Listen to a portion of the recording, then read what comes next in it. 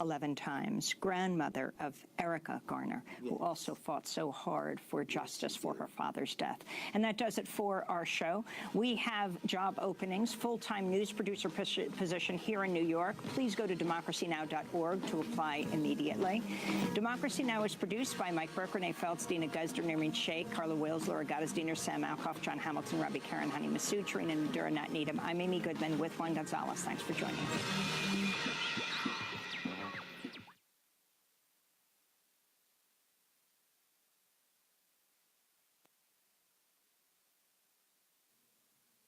Democracy Now! Is underwritten by the French Broad Food Co-op, a grocery store focusing more on people than profit by providing living wages, supporting local farmers, and being community-owned. Citizens have a voice in how the co-op functions. Everyone can shop, and anyone can join.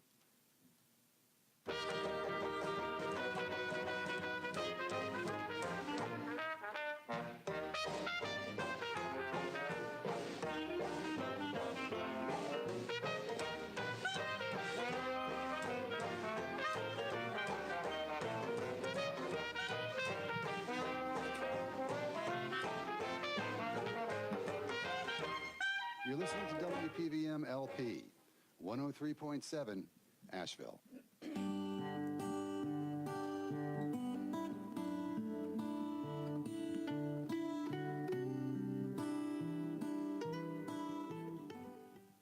Good morning. You're listening to the Plains Road Show, heard each Wednesday morning here on the new WPVM LP in Asheville, North Carolina. You can also listen online at www.wpvmfm.org, and also, if all is going well, you'll be able to see us on Facebook Live. I'm your host, Blaine Greenfield, and each week we focus on the Asheville theater scene, as well as on positive news and information about people and organizations in the Asheville area. And toward that end, it's my pleasure to introduce my first two guests this morning, Dwayne Adams and Sandra Dennison. Welcome aboard, folks. Good morning, Blaine. Good morning. Okay, I should mention to you that Dwayne is a kind of a longtime friend of mine, and he's a native of the Asheville area, one of the few people. Yes, sir. You're actually born and raised in Asheville? Born and raised, still here. Okay, super. Originally, he worked with a family-owned small business for 13 years prior to coming to the Small Business Center. He started with the Small Business Center Network in 2011. Sandra Dennison is the Regional Center Director of the Small Business and Technology Development Center at Western Carolina University, and she's a third-generation entrepreneur, having owned and operated and sold two businesses in Western North Carolina. She's been able to learn firsthand the challenges and rewards that come with owning your own small business. She holds a Bachelor's of Science degree in Entrepreneurship and Communications and a Master's of Project Management, both from Western Carolina University. And the question I ask typically of my guests, and I'll turn to Sandra first on this, is that I guess you always knew that you wanted to be an entrepreneur. When did that interest in the field start? So I come from a family of entrepreneurship, and interesting enough, when one of my mom's best friends has a story of, she calls me the Easy Bake Oven Girl. So I wanted to be a baker, and then when I realized that I wasn't that good at baking, thought maybe performer, wasn't good at singing either. So ended up getting into business and communications. I enjoyed writing. So I initially went into college with public relations and marketing. And so when did you come on board with the center? 2015. Okay. And your role there is what? I am the director of the center. We have 16 centers across the state. And I'm the director of the Western Carolina University Center, which covers 14 counties in the Western region. Okay, in a second we'll talk about what that involves and who the kinds of folks you work with. And Dwayne, the same question that I've known you since, I guess, 2011. Seems longer. Yeah, or it shorter. does. Well, anyway, but how did you get involved in the whole small business entrepreneur thing? Oh, it's very interesting. So growing up, unlike Sandra, I didn't know what an entrepreneur was. I had a lot of friends whose families owned businesses, but I didn't realize anything, that they were doing anything really different or unique. So my walk was a little different. I actually ended up going to work at a family-owned small business back in the mid-90s and was there, like you said, for about 13 years. And then after I started working in that business, I decided to further my education. I initially had an associate's degree from AB Tech, and I went to school while I worked there, earned my bachelor's, and then left that business in 2010, went and got my master's degree. And while I was earning my master's degree, I ran into a gentleman who chaired the business department at AB Tech, and he was asking me what I wanted to do with the rest of my life. And it was funny because I told him, I said, I want to do something that's impactful. I want to do something that's a little bit more impactful to help people learn some of the things that I've learned through working with a small business so they don't make the same mistakes. And he said, why don't you go check out the Small Business Center? And it's so funny, as an AB Tech grad in 1997, I never knew the Small Business Center ever existed. So that's kind of how I ended up there. And what's interesting is what you said in terms of making an impact, that you reach lots of different people, but what amazes me about the work you do and the people you help is the wide range of small businesses that come in. What kind of folks come in? Absolutely. I mean, we cover the spectrum. I mean, we have people who are come in and they have just an idea and they want to run an idea by us. I have had clients who walk in with a list of a dozen different ideas about, just the different range of topics that they may have an interest in. And then you have someone who may have been in a field for a number of years and decide that they want to step out and do it on their own because they want to be their own boss, or they feel like they can do it better, or they can fill a specific gap. So it's all over the place, anywhere from a pet sitter to computer programmers to product development. I mean, you name it. And the same question, Sandra, the kinds of folks come into your office range from where to where? We have all different industries that come into our center. However, we concentrate a little bit more on an in-business client because of our partnership with the Small Business Center. Does such a great job. We work mostly in businesses that are 10 employees or more, or under 10 employees, but in business. And also some more of the technical aspects? We do have some concentrations that are a little bit different as well. With the SBTDC, we have technology and commercialization specialists that are helping with patents and trademarks and bringing a product into commercialization. But then we also have government counselors that are helping businesses do business with the government and continue that. And then we also have international business specialty where we're working with businesses doing in markets internationally. So that's why we fit well in a large segmentation. Now, are you also working with startups? We do. We do work with some startups, and we actually, Dwayne and I teach a class together, a pre-venture orientation course for startups. And so we do concentrate on some of that. It's not as much, but we do have pre-venture clients that come into our office. Now, let me ask you both a question, and that's to do with some of the clients that come on board. And I imagine sometimes it hurts when you have to tell them that maybe they shouldn't be in business, or does that ever come into play that somebody has an idea and... Quite frankly, I don't do that. I try to help people learn things through discovery. So I give people homework, and I work with them very closely, following up and making sure that they are tracking in the right direction. And you'd be surprised if you're a good advisor, you can help your clients discover those things on their own. I feel like I don't have the right to tell people that they have a bad idea because usually your idea comes from your own personal journey. So that's not my approach with clients at all. But I think what you said is the real key, that if discussing it with you, they find out that maybe this isn't going to be a real successful idea. Well, the thing that drives me crazy, Sandra, is that when you have people have an idea and they also want unlimited funds to start the idea, they think coming to you folks, you're going to just write out a check and they don't have to have a business plan. They don't have to give it any thought.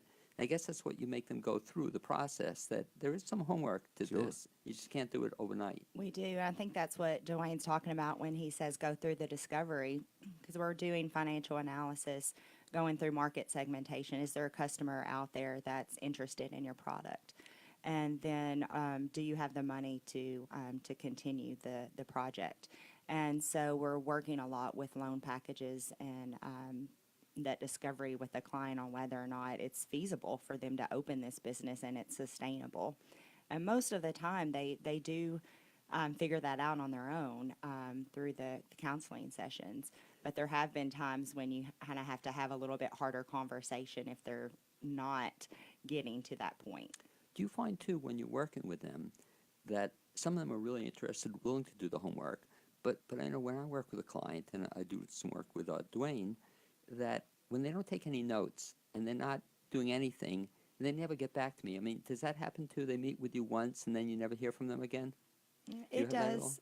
Yeah, it happen. does. I call those touch and go clients. They kind of come in, they get information, and for some reason, they may leave. A lot of times we don't hear back from them, but sometimes I'm surprised, and 6 months to a year later, they'll follow up and say, you were very helpful, and I've done A, B, C, and D, and I'm shocked. So that does happen as well. Now, one of the things, too, I think you both do a favor for companies in Western North Carolina is in terms of the numbers you help. And we'll talk about the numbers you help, both from starting a business and sometimes maybe them discovering that maybe they shouldn't start the business. Do you have any ballpark statistics of how many businesses you help and then the growth they've had over the years, or anecdotal stuff? It's funny you say that because we're actually working on our annual report at the moment, which our fiscal year covers July 1st to June 30th. Is how it works. I can tell you that as a network, we have impacted 90% of all North Carolina counties. We are first in the U.S. in total business services and participants. We help start over 700 businesses annually. Wait, back up to that first. That's of all the small That business is of all the centers? small business centers. Wow. So the small business center network is community college based. There's 58 of us. There's one at each community college in the state of North Carolina. We offer a number of services at no cost. And we also work to create and retain over 3,800 jobs annually in the state of North Carolina. So it's a great resource that everyone should be aware of. And same question, Sandra. Again, I don't know if you have at your fingertips there, but what's the kinds of numbers or numbers in terms of people you've helped? So we run on a fiscal annual year, so January through December. But to look at numbers in the past, we have 16 centers across the state, and each center participates in bringing in 16 businesses, starts a year, $7 million to $10 million in capital formation, and then we are tasked with seeing close to 400 clients a year, with being about 5,000 counseling hours within each center. So you can multiply that through 16 and come up with a number across the state that for A lot of people. A lot of people. Well, you mentioned your counselors. Who are your counselors? So our counselors come from different backgrounds. So, for instance, on my team now, I have one counselor that comes from a manufacturing background and a marketing background. And then another counselor that's been in financial accounting in healthcare, and also an entrepreneur. And so, Dwayne, I'll ask you the same question. You work, with a lot of counselors. You have a ballpark. How many counselors? Oh, goodness. Well, honestly, we have 3 what we call general counselors, and then we have a number of what we call professional services counselors who provide more extensive assistance. So our listeners may not know, but Planey is one of our professional services counselors that comes through and helps with the social media marketing piece. He's fantastic. But we also have counselors who specialize in web design. We have a couple of CPAs. We have a life coach. We have I think right now we have about a dozen different folks who come in and volunteer at least once or twice a month to help with more specific needs. And the way that works is, again, we don't have a fee-based system there, but you do have to come in for general counseling prior to having access to professional services. And that's one of the things I think that I really enjoy counseling through your center, Dwayne, is that the people I get have all at least gone through a step 1 or they met with you primarily, and that they at least have somewhat of an interest, hopefully, in working with me. And again, it's kind of interesting, Sandra, that some of them are what I call great clients. And I don't know how you feel about this, but great clients are very interested, take notes, they get back to you, whatnot. Yes. And some, I tell them, take out your pen, jot this down, but I guess that's part of the course. Talk about great clients you've had, both of you. Sandra, if I asked you for one success stories that you've had, somebody you work with I guess, over a period of time. Do you have any that come to mind? Our most recent success story that we've got in our last publication is Advanced Super Abrasives out of Weaverville, North Carolina. They are a manufacturing company of wheels. They do electric wheels for different mechanical products. And they have been working with our international sector for a little over a year and have been able to grow their company over 15% internationally. And then we've also placed them with a couple of interns from different universities across the state. So now they've just hired a communications employee, so they're starting a marketing department inside, which is something that they hadn't had before, and through the discovery of our consulting. That must be very exciting when you see somebody comes in at one level and then you take them to the next level. It is, and I think that's one of the big things about my job that I enjoy the most is seeing the success. And also you're helping people. You know, they come to you for help and they make progress. Dwayne, the same question, off the top of your head, a success story. We've had a number of businesses to come through. Some of them that you may have heard of, Plum Print, Roots Hummus, No Evil Foods.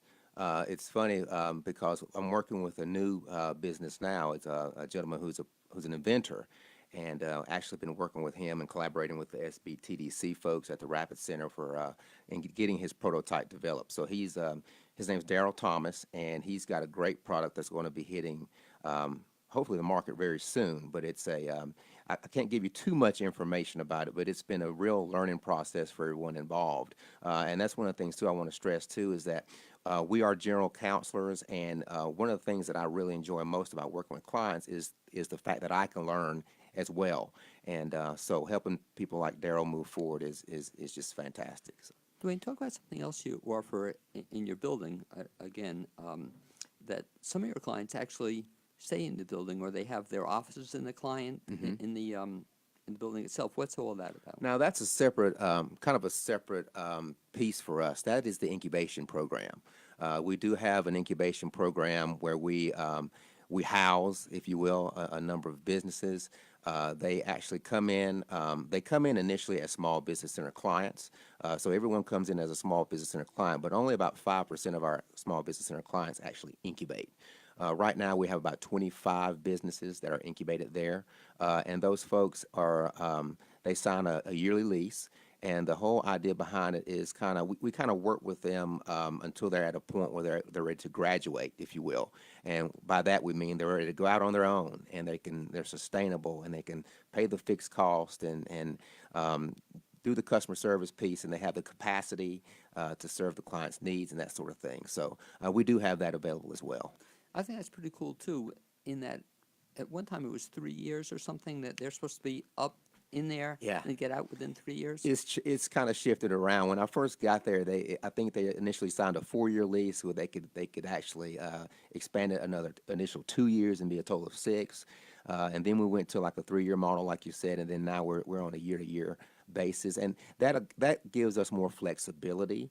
You know, usually with entrepreneurs, you have to have the flexibility to let them go when they need to go, for lack of a better term. But that's something that, you know, if they get to a point where they discover they can't move forward, we're not holding them to a lease. If necessary, we'll let them go. Do some folks not want to go? Oh, I hate seeing people go. I really do. Some of our clients we have a great rapport with, and yeah, about 90% of the people that go, I hate to see them go, but it's actually a good thing when they go and they're out on their own and able to survive. So, And that segues into a question I'd like to ask Sandra, in that when you see somebody, or I guess in general, what makes a good entrepreneur or a successful entrepreneur? Are there any characteristics that stand out in your mind? That's a good question. I think it could run a number of different skill sets and characteristics, but and a good entrepreneur does need to know that the work that's involved with getting your business to the point where it's sustainable.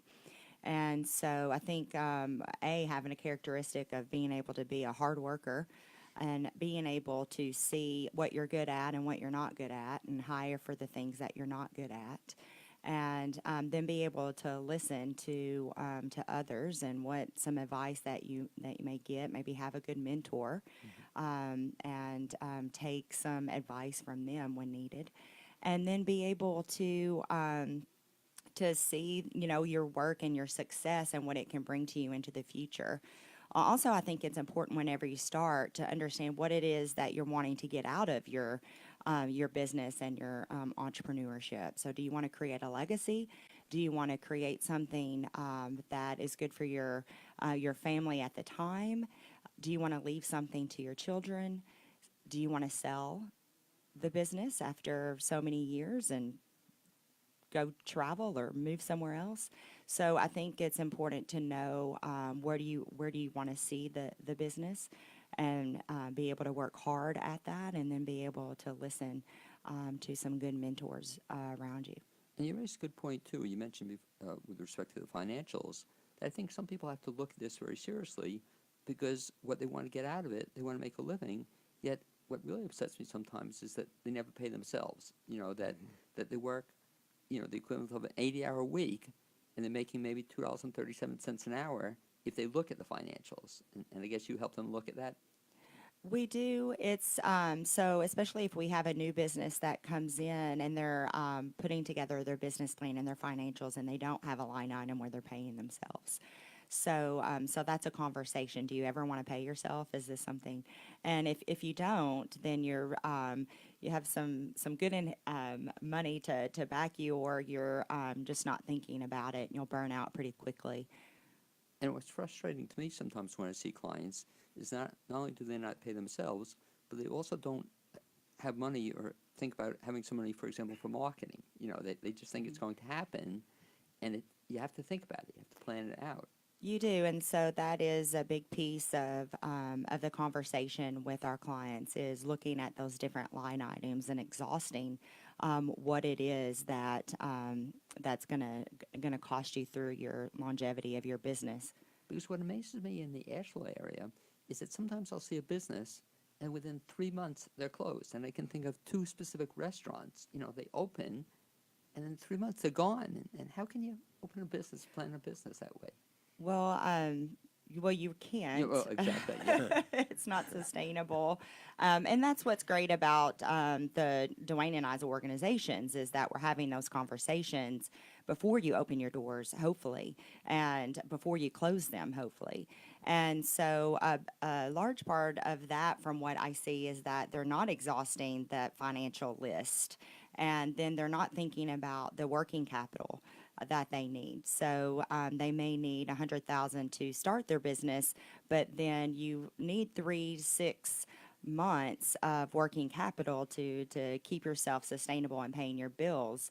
Often businesses will come in and have this idea that as soon as they open their doors, an influx of people are going to rush in there, and we hope that they do. However, it's not realistic most of the time, and you have to be prepared financially to cover that cost. And it's such a good point, especially with restaurants, that it takes 3 to 6 months, maybe longer. But some of them expect, I guess, start bringing in lots of money in the first week or two, and it hurts. Dwayne, the same question of you, in terms of some of the folks you've worked with, what makes a successful entrepreneur?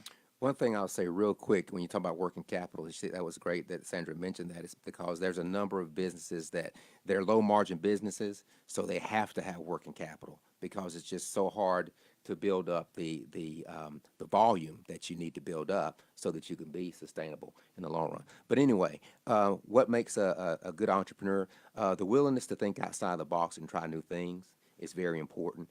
People say entrepreneurs are risk takers, but that's not necessarily true. I mean, usually there is some reason that they have a strong push to do something, and they've been able to vet that. So the willingness to try new things is very important.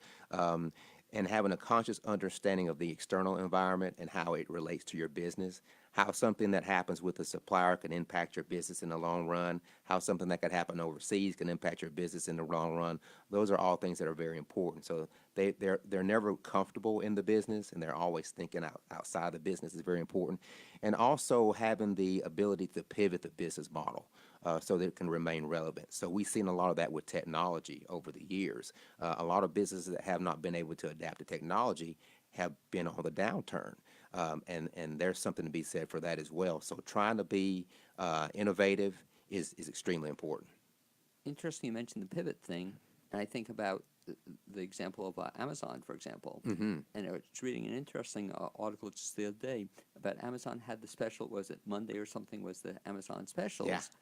But you have to work, if you're a local business, you have to deal with that outside of your environment and have to be able to adjust accordingly. Right, absolutely. So, yeah, Amazon's a great example. Another thing that you think of when you think of Amazon are retail businesses now.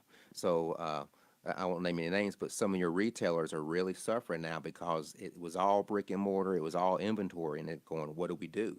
And I have clients who are coming in the door and they're wanting to go into retail. So I'm having hard conversations with them about being, again, I'm using this word a lot, sustainable over the long run with the technology. What's very exciting to me in Asheville, though, is that some retail businesses still exist and still thrive, you know, and that's kind of exciting that they can, with outside competition, Right. be relevant to people, as you said, the sustainable aspect. Let me ask you both, in that you both have two separate organizations, but I've always been impressed since being in Asheville that you work very closely together. What are some of the things you do in terms of working with together, the two organizations? Well, Sandra already mentioned the PVOs, which are awesome. We started doing that a few years back, and we discovered that it's a great way for us to do what we call just informal co-counseling, if you will. So it's not like your typical seminar, which most of our seminars are not. Well, I'd say all of our seminars are not your typical seminars. Is we try to be very interactive with our audience. We try to give everyone at least one key takeaway, something that they can implement when they leave the room. And so we want to be sure that everyone is engaged. That's very important. Another thing that we work on, we're part of a group called Spark Tank. We actually co-chair that. Sandra came on as my co-chair to that group about, I guess it's been about a year now. And that's been great. Spark Tank is it's a group of service providers who meet once a quarter, and we basically talk about best practices. We talk about some programmatic things that we're doing so that we can confirm that we're not cannibalizing each other's efforts. So we have a number of agencies that we work with who are part of that. As part of Spark Tank, we have what we call Catapult. Catapult is a piece that allows us to connect with our clients. And what that allows us to do is to bring clients in so they can get specific needs met as well. So they may come in and pitch their business idea. They may come in and ask for something specific. They may need a focus group. But so it allows the client to come in and be in front of representatives from the SBC, the SBTDC, SCORE, some of the CDFIs, and get all that in just one meeting, which is a great resource. And then there's also an outdoor event that's coming up, and I'll let Sandra tell you a little bit about that. Okay, thanks, Dwayne. So we are partnering on another project that Western Carolina University is having on October 5th, which is an outdoor industry economy conference. And then as part of that, the SBTDC is partnering with the Small Business Center and a few other organizations such as Hatch Asheville, 1 Million Cups, Mountain BizWorks, Outdoor Gear Builders, and the Asheville Outdoor Show with the Diamond Brand retail store. And as part of that, we're doing an outdoor industry business pitch competition. It's going to be held September 19th at Highland Brewery from 5:30 to 8. And we're look to have hopefully 5 outdoor industry businesses that are in business, making money up to $1 million. And then we're working on a $5,000 prize now for the winner of that competition. And then they will be highlighted at the Asheville Outdoor Show through 1 Million Cups, and then also at the Economy Conference at WCU. How cool is that?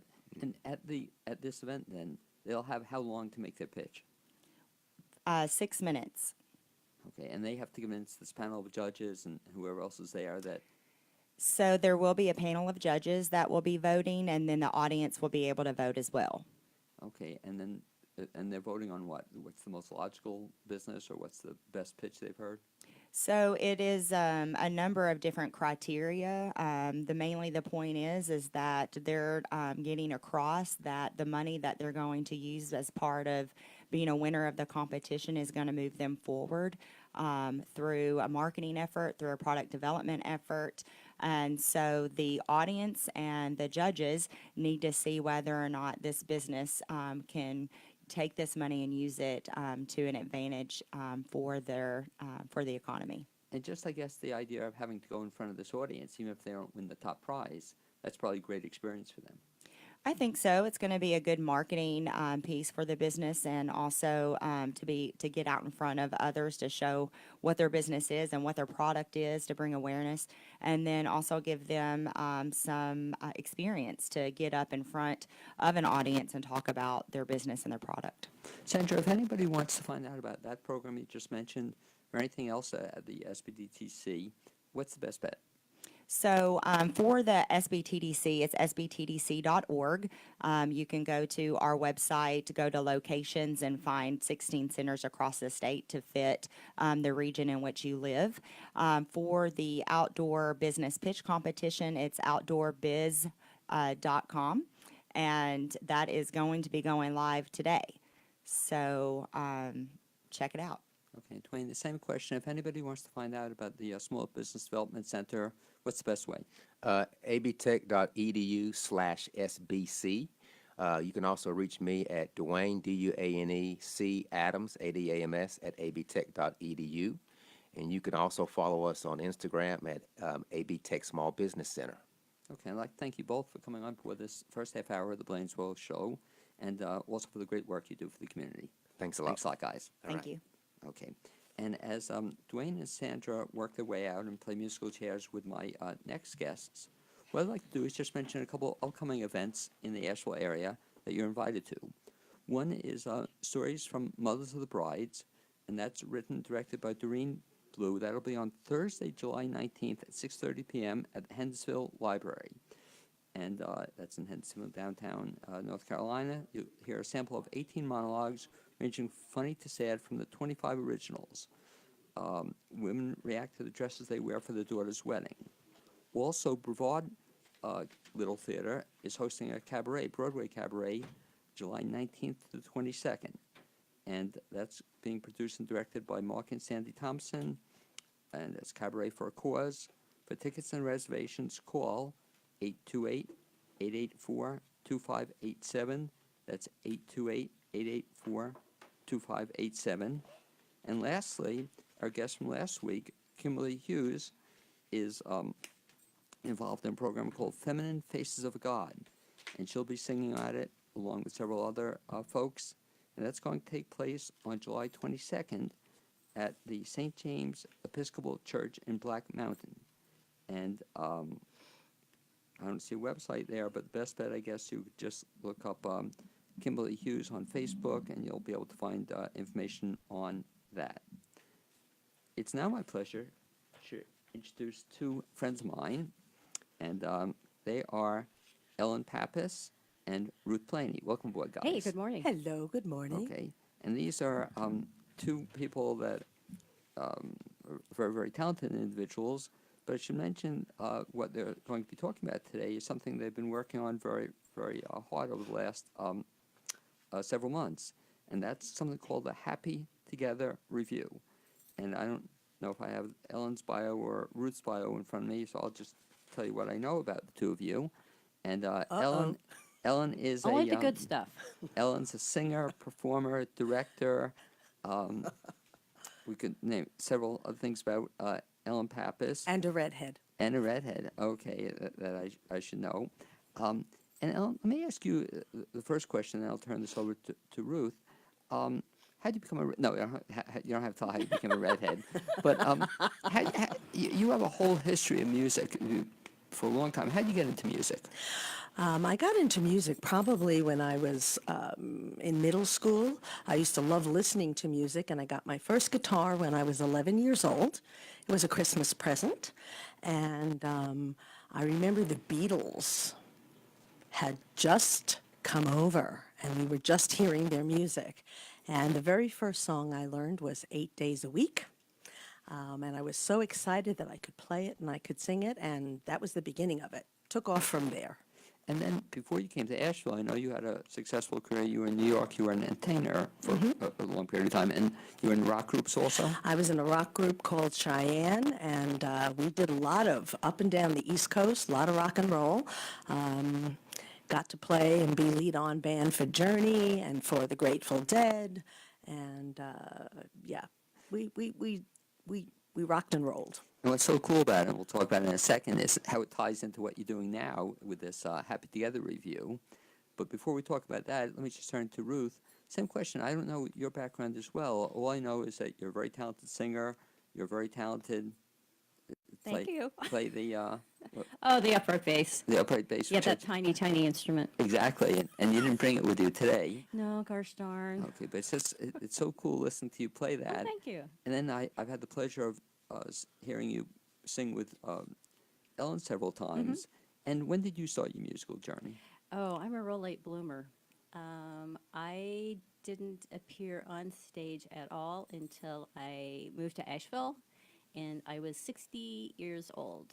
And I appeared off-Broadway at ACT in Guys and Dolls. And that was the first time you... Well, actually, the first time was in a fundraiser called Divalicious at ACT, and that was so much fun. Then I did Guys and Dolls, where I created 5 different characters. And then I was in Kiss Me Kate, and Dashing Through the Snow. I played an old biddy who knitted. And let's see what else. Well, Oh, you're- 7 Singers and a Songwriter with Ellen at NC Stage, which was, we were doing original compositions, the local composer. That was really fun. You also did a dramatic role at ACT.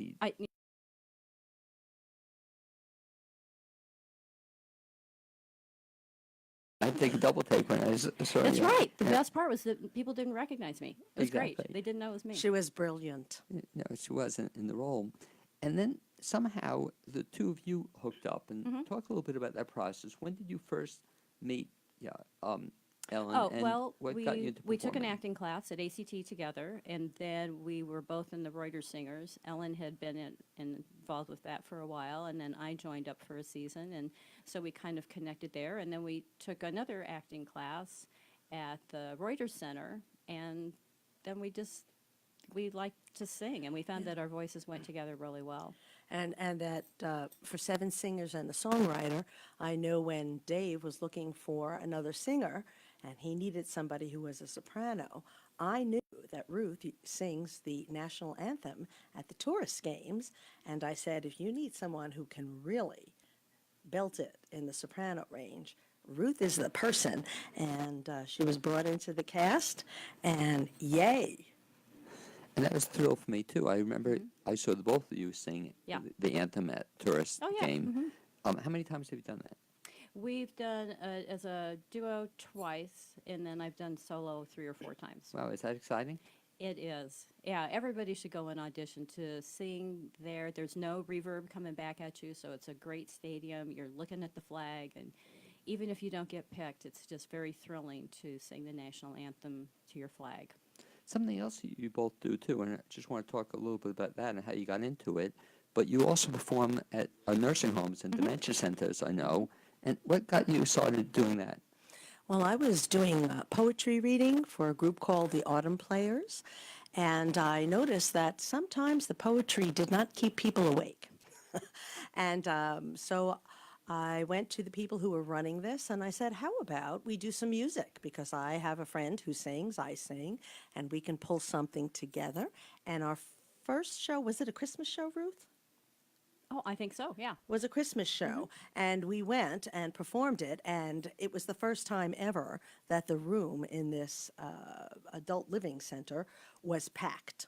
It was packed. Everybody was there to sing with us. So we took off from there. It was so much fun. I got to attend one of the things you did.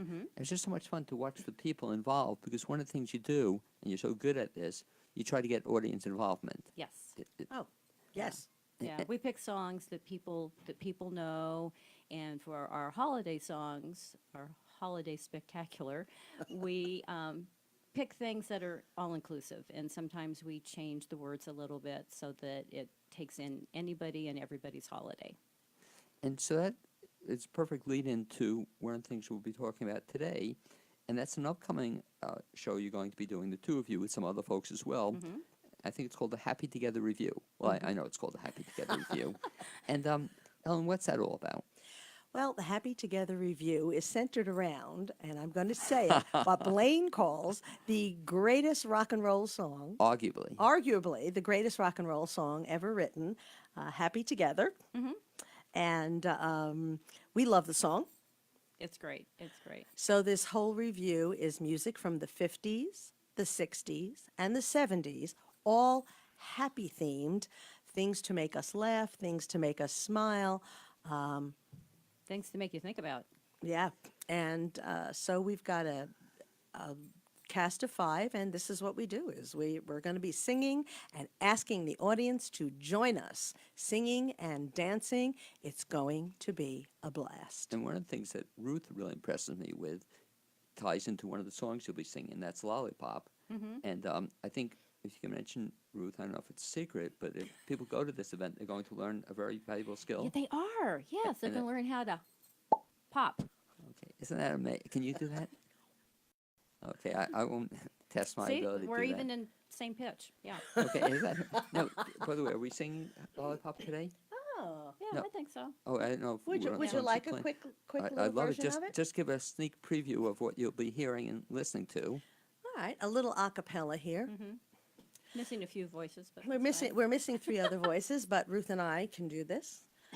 Lollipop, lollipop, oh lolly, lolly, lolly, lollipop, lollipop, oh lolly, lolly, lolly, lollipop, lollipop, oh lolly, lolly, lolly, lollipop.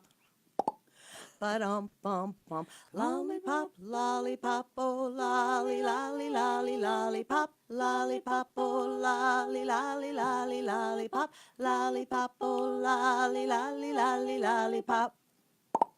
Ba-dum, bum, bum.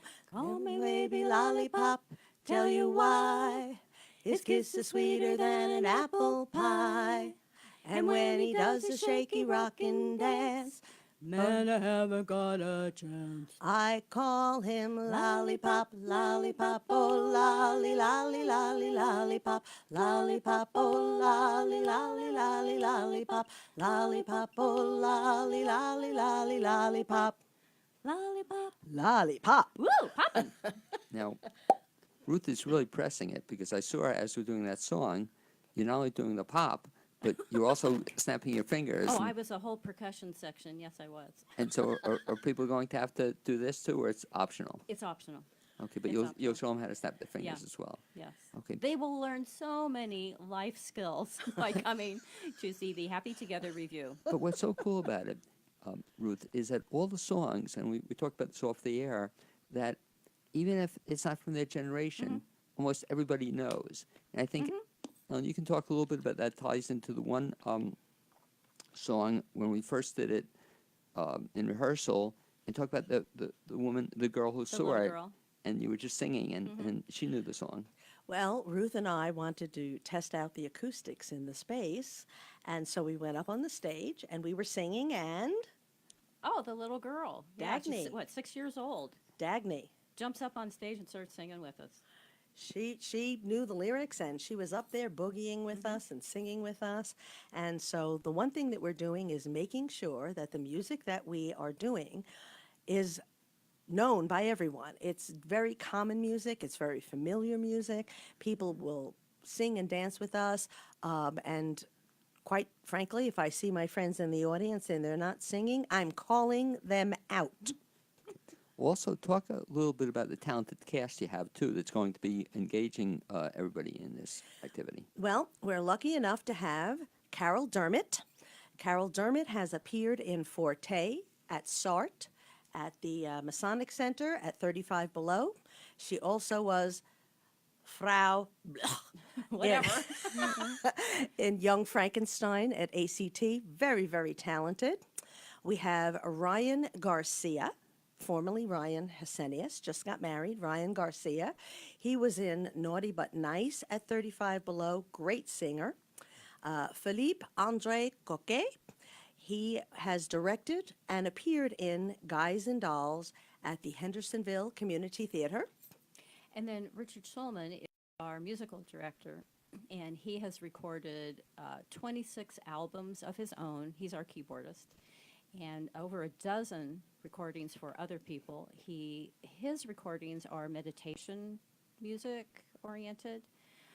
He's classically and jazz trained, and currently he is an adjunct professor at UNCA in jazz piano. You know, what was so cool when we brought him on board is that I said, Richard, had you ever done rock kinds of songs? And he could do anything, you know, and it just blew me away that he picked this up, and he was such a great addition. I also understand, I don't know if you can mention the specifics, but then there's a guest appearance by somebody at the show as well. Can we talk about that? Or is that a surprise, or can we just... No. She said, we do have a special guest who's appearing at the show, and I think it will blow everybody away. What do you think, Ruth? Oh, yeah. Did he do USO tours or something? He used to do USO tours Yeah. and sang professionally for quite some time. I will tell you who he is, but I'm not going to tell you who he's going to be in the show. Walter Goodrich, fine baritone. Yeah.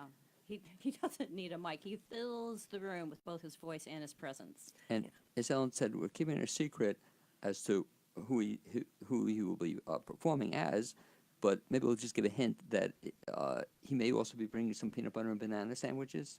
Maybe. Maybe, possibility. It's a possibility. But that alone should be a reason to come to the event. Phenomenal performer.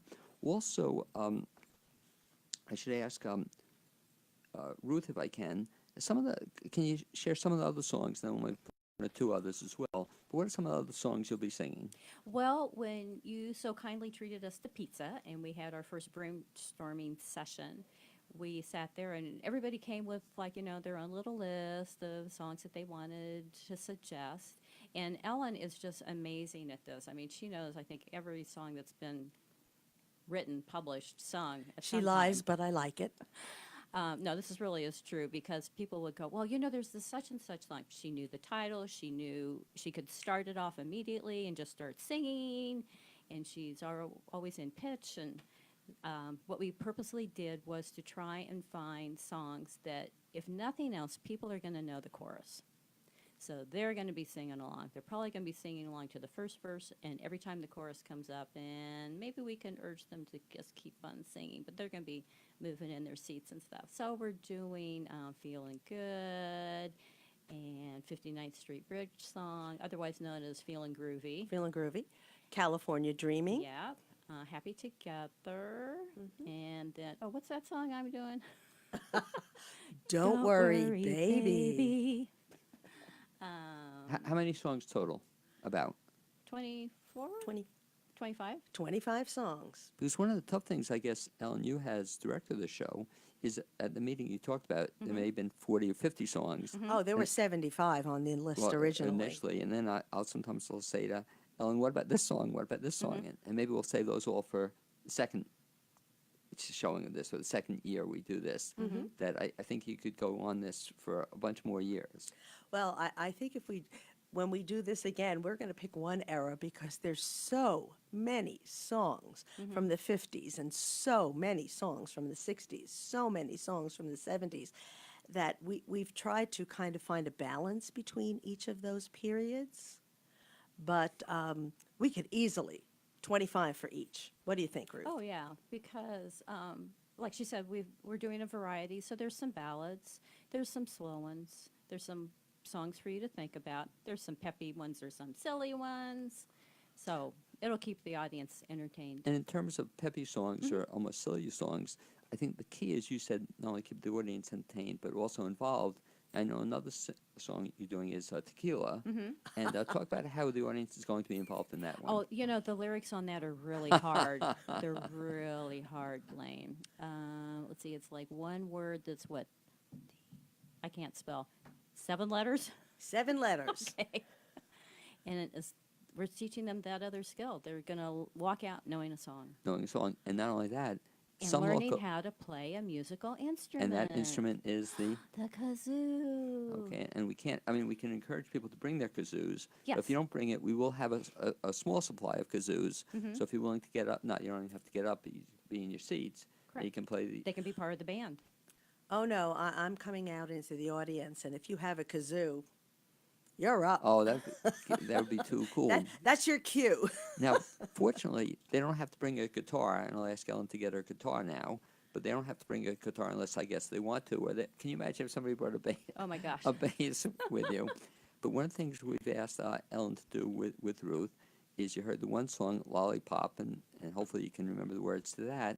But Ellen and Ruth are going to be playing another song or two. And this next song is going to be what song? Dream. We're going to do Dream. Okay. And that actually leads into the song from the next era, which is The Sounds of Sounds of Silence. Silence, which is so appropriate today. Okay, and so why don't you guys, when you're ready, All right, we're just going to do a very short version of it that's fine actually. Yeah. because time is, time is time. Okay.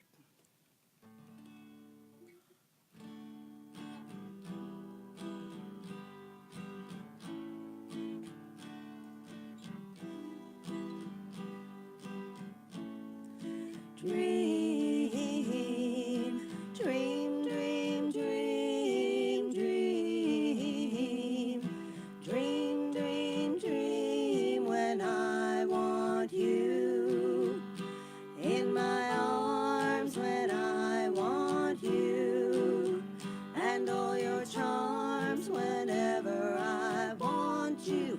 All I gotta do is dream. Dream, dream, dream when I feel blue in the night and I need you to hold me tight whenever I want you. All I gotta do is dream. I can make you mine, taste your lips of wine anytime, night or day. The only trouble is, gee whiz, I'm dreaming my life away. I need you so that I could die. I love you so, and that is why whenever I want you, all I gotta do is dream. Dream, dream, dream, dream. Dream, dream, dream, dream. Dream, dream, dream, dream.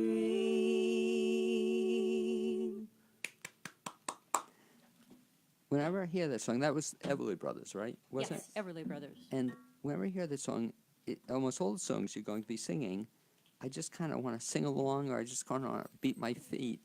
And will that bother you if people just kind of are jumping? Oh, heavens no, that's what we want. This is audience participation. If you can sing, if you can't sing, if you can't sing, you sing a little quieter. But if you can sing, Or you mouth the words, and pretend you're singing. this is something that's definitely going to be a lot of fun because we want.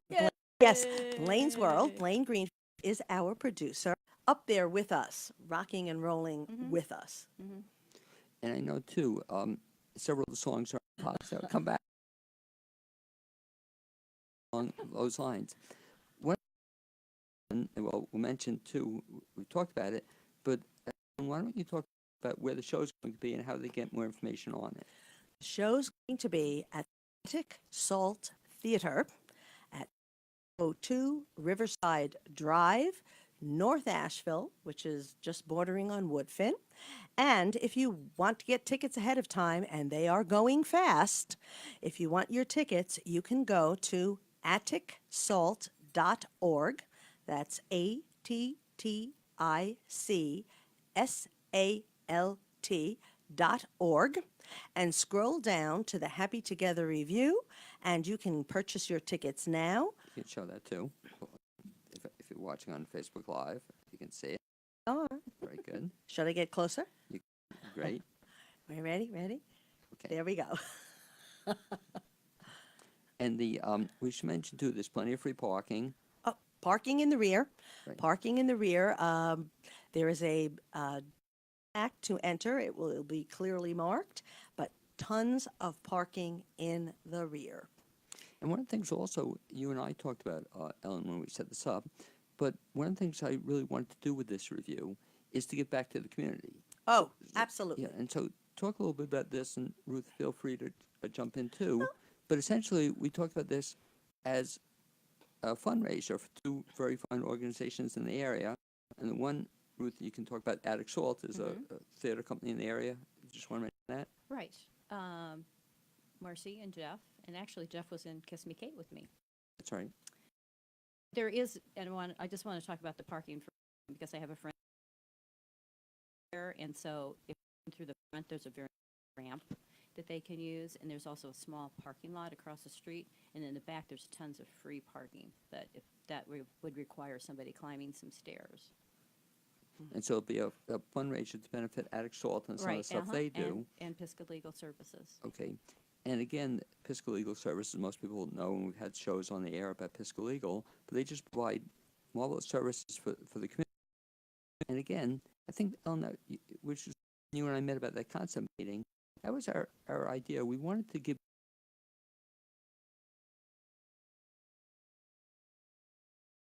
So many good community organizations, and they help us. We should help them. It should be a give and take relationship, and here's a place where the people coming in can make a donation. You can find out information again at atticsalt.org, but the funds are going to be going to the Pisgah Legal Services and to the fabulous Attic Salt Theater. They've been doing a great job and doing some wonderful theater in the community. They've just acquired their space, and so anything to help them, anything to help Pisgah Legal Services, it's the way to go. And Attic Salt Theater, if I can just jump in a second, people might not know this, but they're involved with the school district bringing theater to the kids. Oh. So probably a lot of people know what Pisgah Legal does, but they might not know that about Attic Salt. And there is an article in the Rapid River Magazine, page 17, that talks a little bit, gives a little bit more detail about each of those nonprofits. And there'll also be an article, I believe, in this week's Biltmore Beacon, which will talk a little bit about both nonprofits as well. And let me just ask Ellen a final question here. And what really impressed me is how you put this all together and how you're getting together as a director. But how did you choose those performers and people who are in this cast, and they blend so beautifully together? Well, since I do a lot of theater myself, I have seen most of these people in shows. I've seen them, I've heard them, and I knew that we needed a really good meshing. Of course, Ruth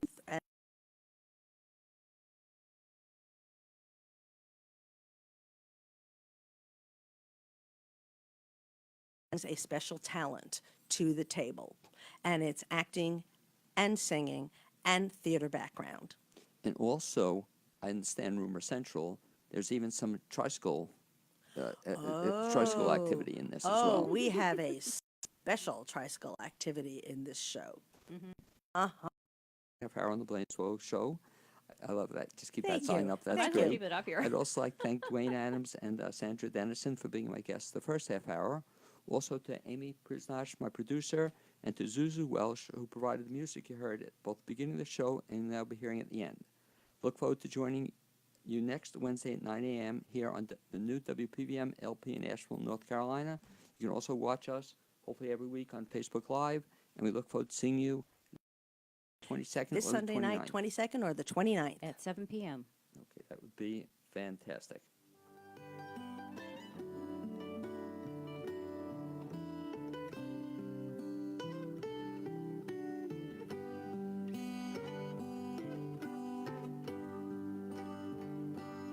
You're listening to WPVM LP 103.7 Asheville. The voices of Asheville. Listen live anywhere at WPVM.org. Dig this.